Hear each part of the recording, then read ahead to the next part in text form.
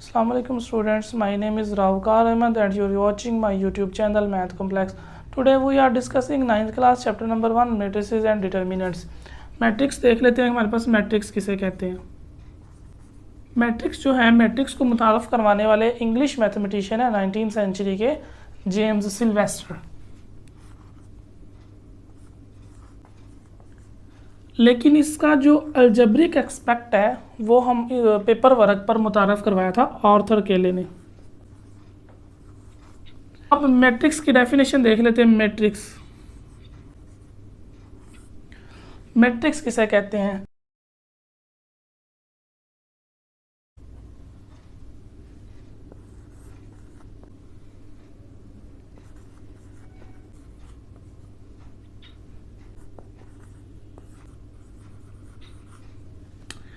Matrix कहते हैं rectangular array को। एरे कहते हैं किसी भी स्पेसिफिक डिस्प्ले को या फॉर्मेशन को। तो हमारे पास रेक्टेंगुलर एरे है या फॉर्मेशन है। अब वो जो रेक्टेंगुलर एरे और फॉर्मेशन है वो किस चीज़ की है, वो कलेक्शन ऑफ रियल नंबर्स है।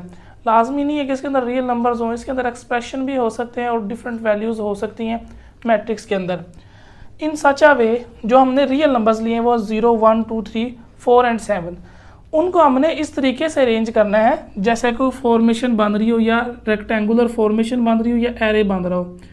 1, 4, 3, 7, 2, 0 कि हमारे पास ये एक रेक्टेंगुलर फॉर्मेशन बन गई या एरे बन गया। देन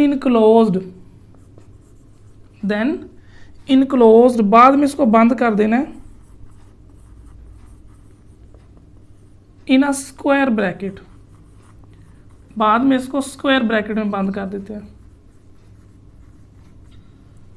इस set to be form a matrix.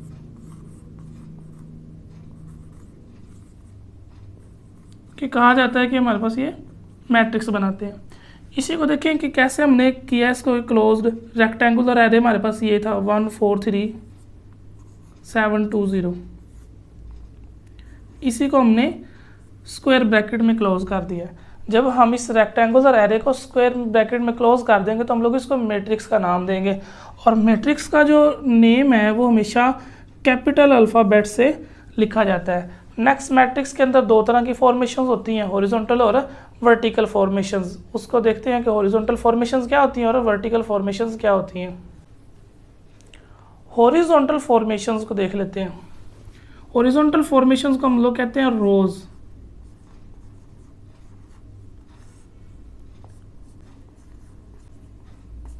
जैसा कि वही मैट्रिक्स यहाँ राइट कर दिया मैंने 1, 4, 3, 7, 2, 0। तो यहाँ पे जो एक्स एक्सिस के लॉन्ग हमारे पास दो तरह की फॉर्मेशंस बन रही हैं।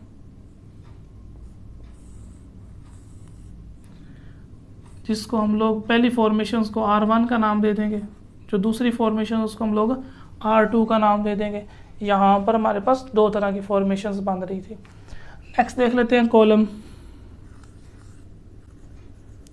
कॉलम कहा जाता है वर्टिकल फॉर्मेशंस को या अरेंजमेंट्स को। तो वही मैट्रिक्स देख लेते हैं। उस मैट्रिक्स के अंदर हमारे पास वर्टिकल फॉर्मेशंस मौजूद होती हैं। मैट्रिक्स राइट कर लेते हैं। मैट्रिक्स राइट हो गया, हमारे पास वर्टिकल फॉर्मेशंस बन जाएंगी जो वाई एक्सिस के अलॉन्ग होती हैं। तो ये हमारे पास इस मैट्रिक्स के अंदर वर्टिकल फॉर्मेशंस मौजूद हैं। वर्टिकल फॉर्मेशंस को हम लोग कॉलम कहते हैं।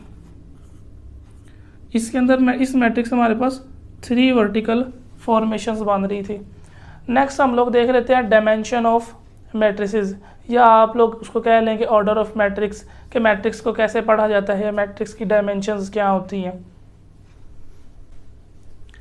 मैट्रिक्स की जो डायमेंशंस हैं या ऑर्डर है वो हमारे पास होता है,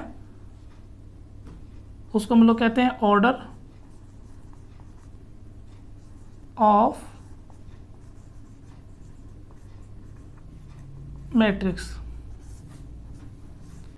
मैट्रिक्स का जो ऑर्डर या डायमेंशंस होती है वो होती हैं m/n, जिसे हम लोग m क्रॉस n भी लिख सकते हैं।